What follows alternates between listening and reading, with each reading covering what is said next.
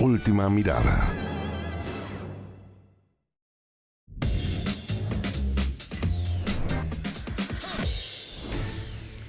¿Cómo están? Bienvenidos a Última Mirada. Bueno, llevamos varias horas ya viendo situaciones que de pronto parecen que son acciones que no van a causar consecuencias muy graves. Se saca a un presidente de un país por vía de intromisión armada por otro país, se le acusa. Él era dictador, pero se le acusan de un montón de otras cosas más. Se le lleva a otro país y todo eso da la impresión que, terminara ahí y no pasara a mayores con todo lo que puede pasar con los vecinos, con el propio, los habitantes del país que es Venezuela. Vamos a conversar hoy día con el experto internacional José Rodríguez Elizondo, quien tiene... hemos hablado muchas veces de lo que pasa en Venezuela, muchas veces de lo que pasa entre las grandes superpotencias hoy día, las posibilidades que hay de que las cosas escalen o que las cosas, de alguna manera se queden como están. Y me encantaría conocer tu opinión sobre, a ver, cómo ves tú lo que fue la conquista física de un presidente de un país como Venezuela, que es Nicolás Maduro, por la vía de que soldados estadounidenses entran al país y se lo llevan a Nueva York.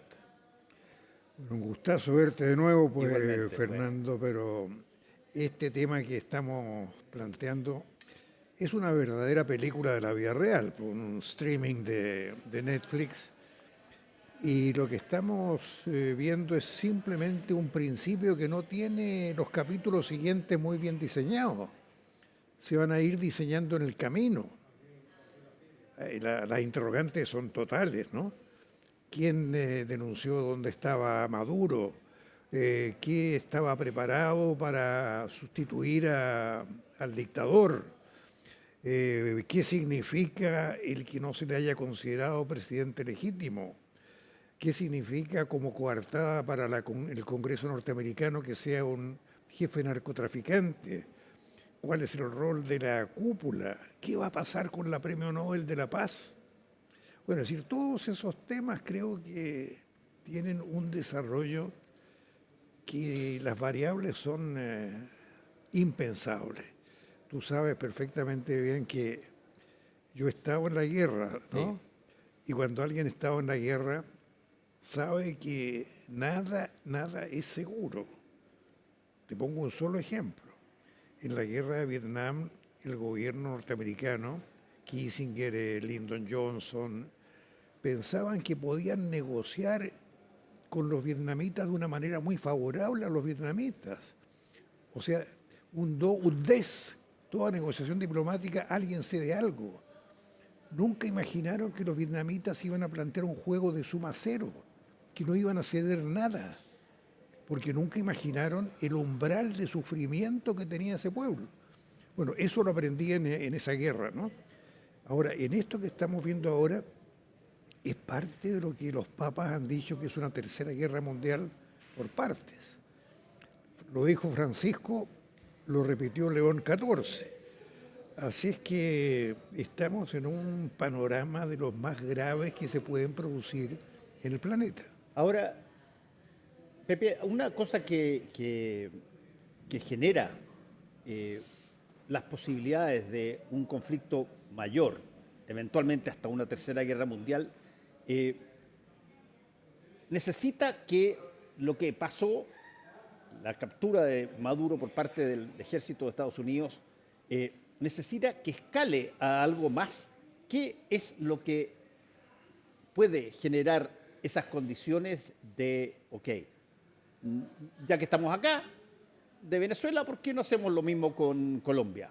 ¿Por qué no hacemos lo mismo con Cuba? ¿Por qué no aprovechamos de que estamos todos movilizados y que está aplaudiendo el mundo y vemos qué es lo que se hace? ¿Se puede pensar en algo así o esto es, vamos a buscar porque afecta solamente a Estados Unidos y esto va a ser básicamente una decisión de la justicia norteamericana? Fernando, podemos pensar en escenarios cercanos. Por ejemplo, lo que tú dices de Gustavo Petro, yo creo que Gustavo Petro ya dejó de dormir en la misma cama todas las noches. Lo que nosotros, muchos analistas, pensábamos cuando nuestro presidente criticaba duramente a Trump y le decíamos, mire, no lo haga solo, convérselo, que tenga una política de Estado. Me sacaron la ñoña una vez porque dije esto era una carta al Mercurio, ¿no? Bueno, pero ahora se está viendo que no era un fanfarrón, no era un bravucón, era un peligro real. Bueno, pero estos son escenarios cercanos. Si estamos pensando a nivel global, ¿qué estará pensando Xi Jinping? Bueno, esa es una pregunta clave porque tiene una relación muy cercana con Venezuela y ya Trump dijo que la administración del país iba a correr por cuenta de Estados Unidos. Por lo tanto, ¿cómo se establece la relación con los compradores de petróleo venezolanos? Claro, esa es una variable, pero yo digo, la otra variable, ¿qué me pasaría a mí, Xi Jinping, si yo ahora invado Taiwán?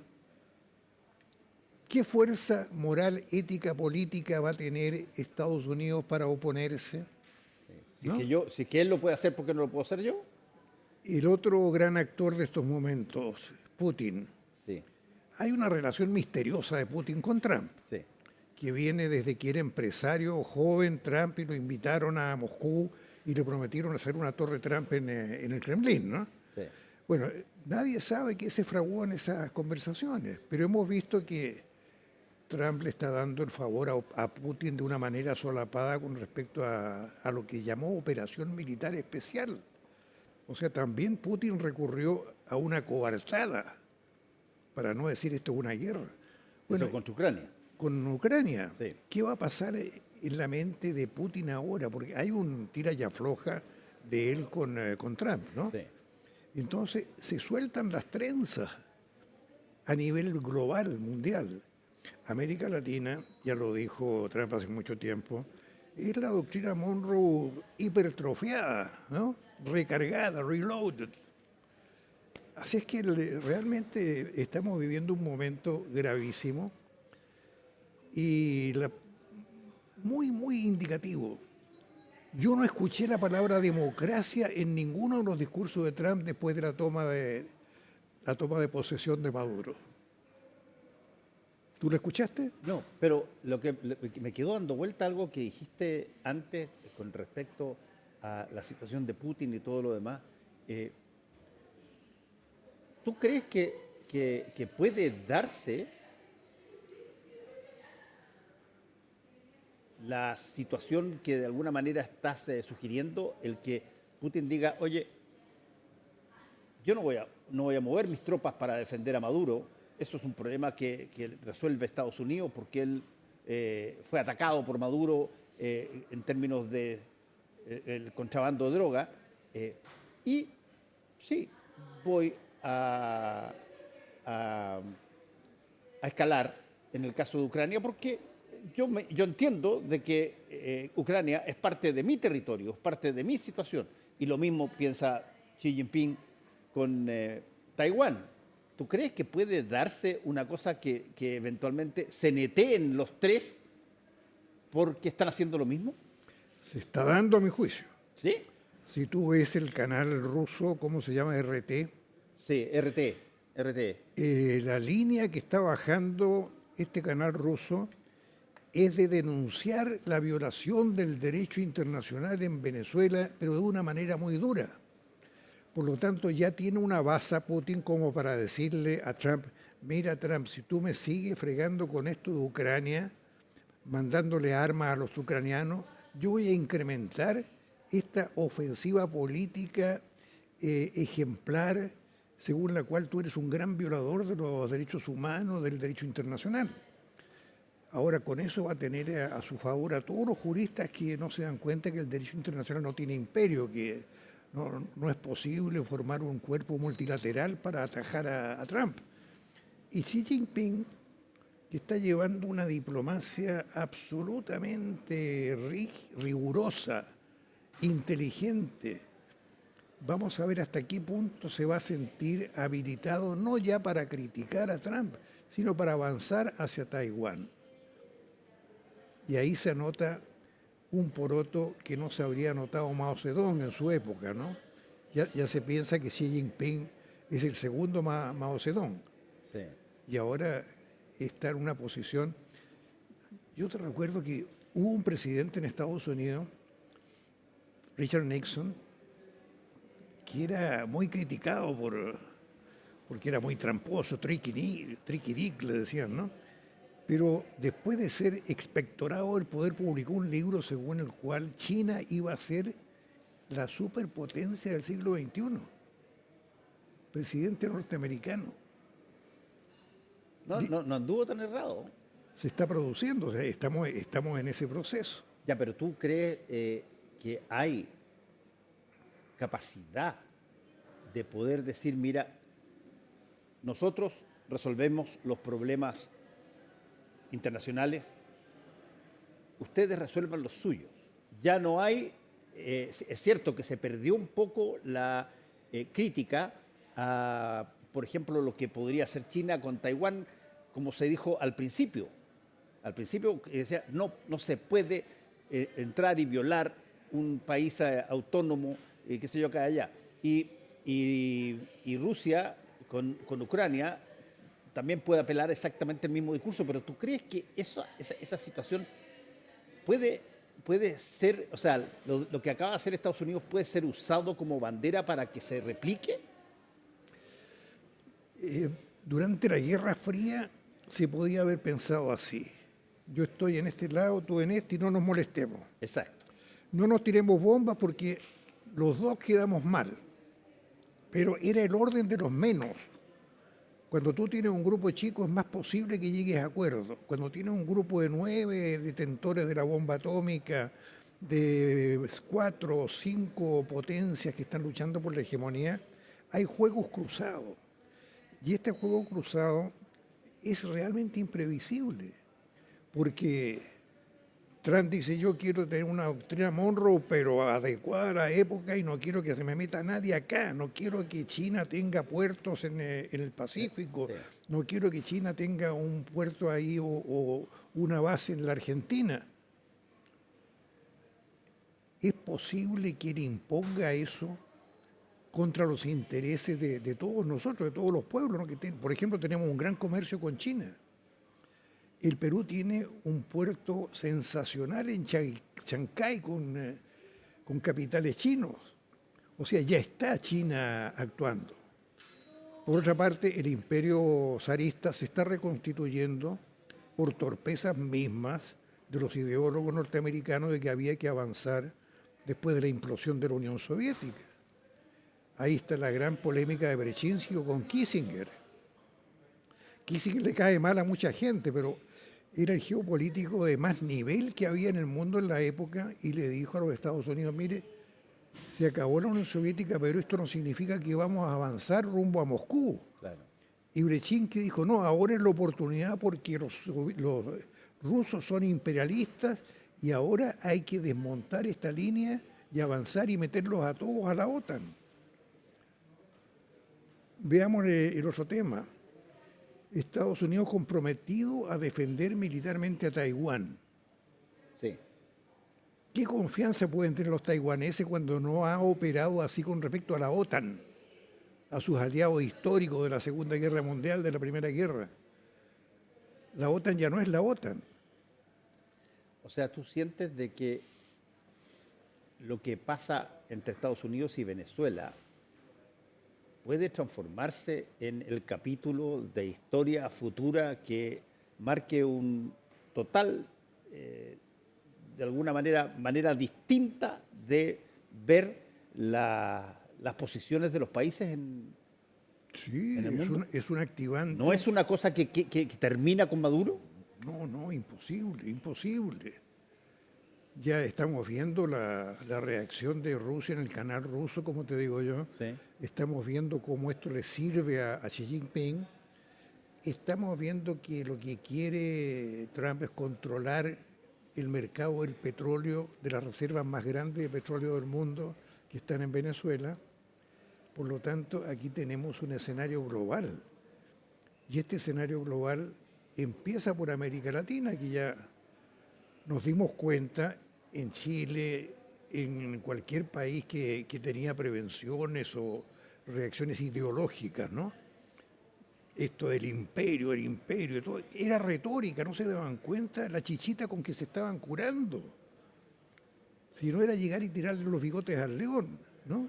El león era un león de verdad. Por lo tanto, yo te digo, aquí en Chile, no te digo en Venezuela, en Nicaragua y en Cuba, que son los que están directamente más afectados junto con Colombia, ¿no? Sí. Y Brasil ahora que... Brasil se la jugó duro porque Brasil, claro, se siente la superpotencia latinoamericana. Tiene mucho más espaldas que nosotros, ¿no? Pero esto de condenar la intervención de una manera ríspida es no tener conciencia del contenido geopolítico global, y es aquí donde yo recordé ayer en una entrevista para el Mercurio lo que yo aprendí con Pérez de Cuéllar. El Premio Nobel de la Paz peruano. No, el secretario general de Naciones Unidas. El más exitoso de la historia de Sí. Naciones Unidas, cuando Sí. terminó su periodo felicitado por la Unión Soviética y por Estados Unidos. Era un tipo extraordinario, el mejor diplomático del mundo que yo he conocido, ¿no? Y en un momento él me dijo, mire Pepe, si el tema de la no intervención en forma absoluta puede favorecer todas las violaciones de los derechos humanos que se quieran.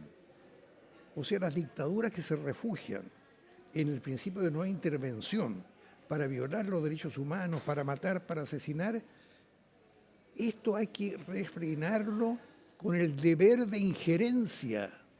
¿Qué significa el deber de injerencia? Bueno, era una creación de Pérez de Cuéllar que la estaba procesando para decir en casos tan graves como el de Maduro, ¿no?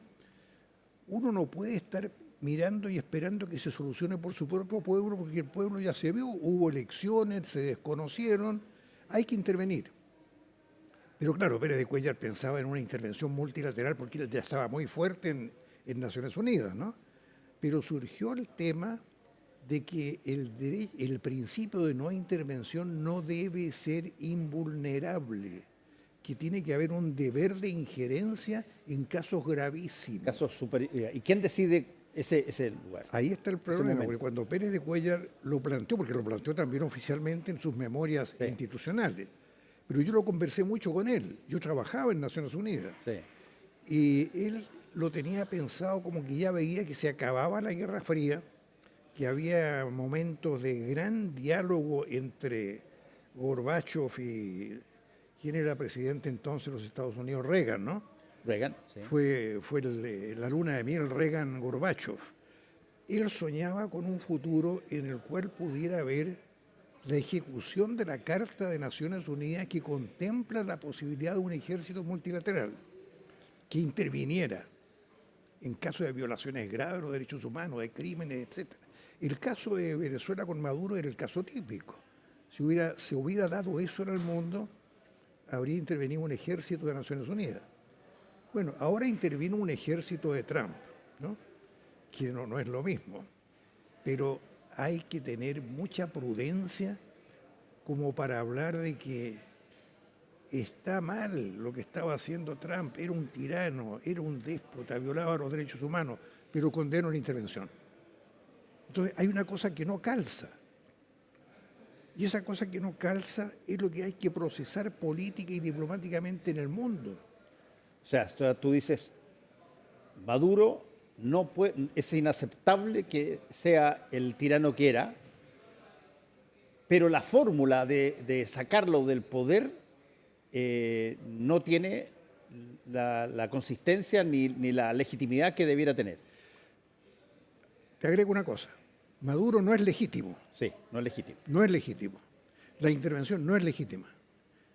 Este es un caso en el cual el derecho choca con la realidad. Y yo que soy abogado te digo, yo no soy un abogado dogmático religioso. El derecho internacional es el derecho más débil desde el punto de vista de que no tiene imperio, no tiene una fuerza para aplicarlo, ¿no? Por lo tanto, en cada oportunidad tú tienes que ir viendo cómo modificas el derecho internacional. En este momento estamos en una coyuntura en la cual hay que solucionar esta contradicción. Dictador cruel, ilegítimo, una potencia dice, voy a salvar al mundo de este dictador. Entonces, ¿cómo arreglamos esta situación? Entonces, lo que te estoy diciendo, Fernando, es que yo no me cierro a la realidad. Sí. Si yo te dijera a ti, qué horrible la intervención, no, yo te digo, qué bueno que hayan sacado al tirano, pero ahora veamos cómo atajamos una especie de neocolonialismo Que se puede dar. que se puede dar perfectamente bien.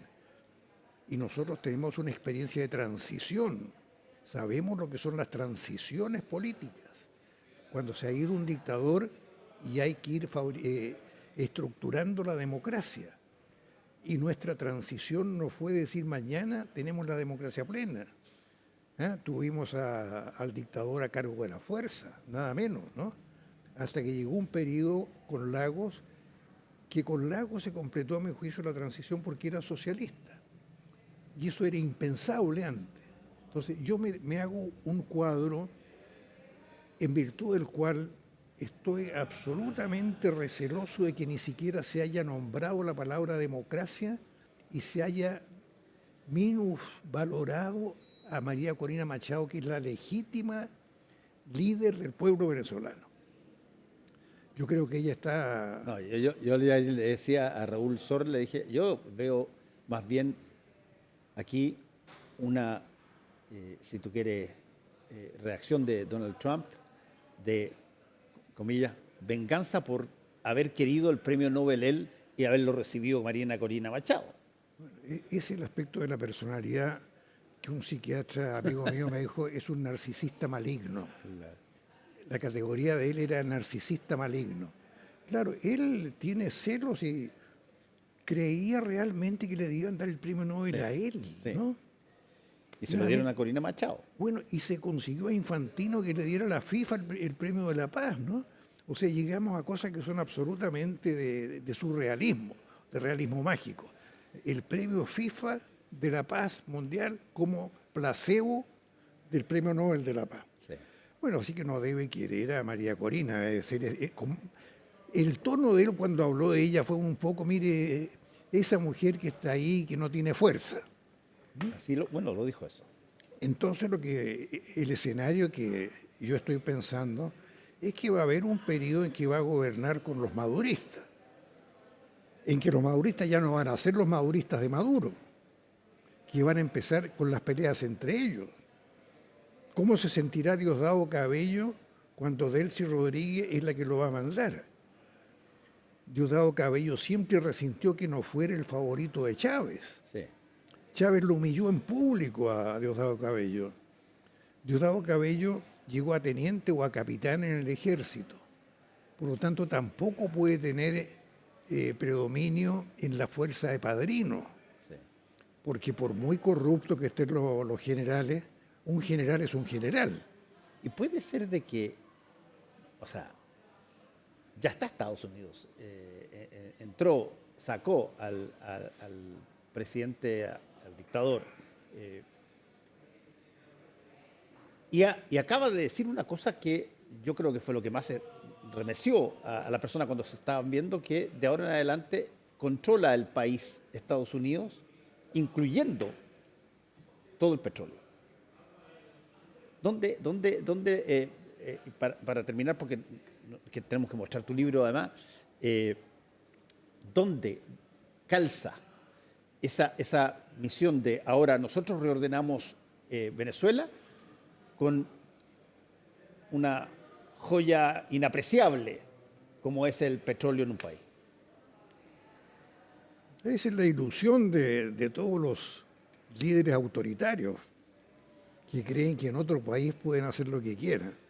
Y es ahí donde surgen las variables impensables sobre las cuales lo alertan en los mismos Estados Unidos, como en el viejo chiste, le van a crecer los enanos dentro del círculo de Estados Unidos también, pues, ¿no? Sí. Rusia y China están haciendo su juego. A él le quedan 2 o 3 años de gobierno.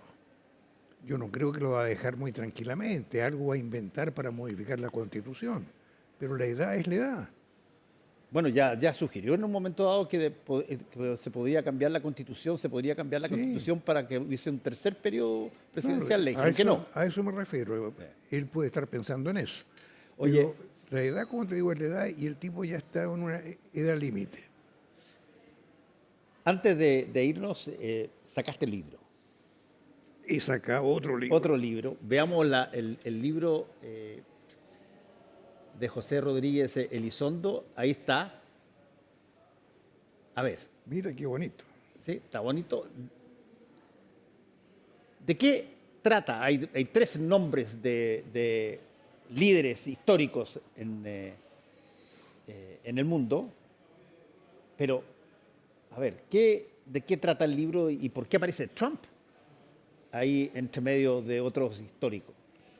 Bueno, la historia de este libro es una historia que cae en un periodista, porque yo me siento más periodista que abogado, y digo, la coyuntura ahora es la Tercera Guerra Mundial, la que Francisco decía la Tercera Guerra Mundial por parte. Pepe, tú has vivido una guerra histórica, la guerra de Vietnam. Sí. He vivido el momento en que se definió la paz o la guerra en Israel, que era la época de Shimon Peres contra Bibi Netanyahu. Hay elementos comunes en el tema guerra. Entonces me dediqué a recoger todo lo que yo he escrito y todo lo que yo he procesado y textos inéditos sobre los 2 meses que pasé bajo las bombas en Vietnam. Ahí descubrí que los vietnamitas habían planteado un juego de suma cero a la superpotencia norteamericana y que la ganaron. Sí. A un costo realmente impresionante. Además descubrí que 20 años después hicieron las paces y que hoy día son los mejores aliados comerciales y tienen un tratado de cooperación estratégica. Pienso en mi país que 50 años después todavía nos estamos remitiendo al golpe del año 73. Está. Entonces, esas motivaciones influyeron. Y si tú lees el libro, te vas a dar cuenta de que al final dice las guerras de Trump. Y viene toda una última parte con lo que estamos viendo hoy día. Cómo ha reaccionado el Trump guerrero en el mundo actual. A ver, di tu libro. Da el nombre del libro para que todos escuchen. El nombre del libro para los eventuales compradores, Vietnam, Israel y Trump, sus guerras en vivo y en directo. Vietnam, Israel y Trump. Sus guerras en vivo y en directo. Interesante porque, entre otras cosas, parece que te anticipaste a lo que está pasando. Yo creo que periodísticamente le apunté a la coyuntura. Es un libro de la coyuntura. José Rodríguez Elizondo, muchas gracias una vez más por haber estado con nosotros en este momento que, ¿para qué estamos con cosas? Nadie puede decir a ciencia cierta cómo vamos a estar en un poquito tiempo. Gracias a ti, Fernando, porque como te digo, siempre es muy grato conversar. Este es un país en que no se está conversando. Muchas gracias, José Rodríguez Elizondo. Y a todos ustedes, gracias por su sintonía. Estaremos muy atentos, todo CNN, no solamente el programa, de llevarles a ustedes lo que está pasando, las opiniones sobre lo que está pasando y la condición de poder traer lo más rápidamente en CNN a su casa todas las informaciones que necesita saber cuando el mundo se estremece. Muchas gracias.